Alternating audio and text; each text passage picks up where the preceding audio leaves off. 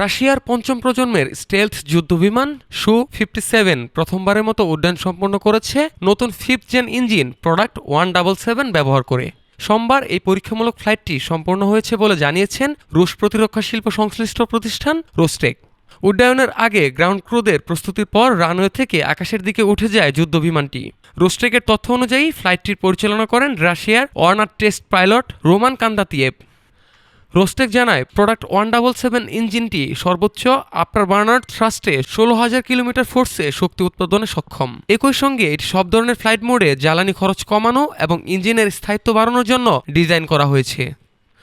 রুশ কর্পোরেশনটির দাবি, এই ইঞ্জিন সংযোগের ফলে সু-57 যুদ্ধবিমান শত্রুপক্ষের আকাশ, স্থল ও নৌ লক্ষ্যবস্তুতে আঘাত হানতে সক্ষম, এমনকি আধুনিক এয়ার ডিফেন্স সিস্টেম সক্রিয় থাকা অবস্থাতেও।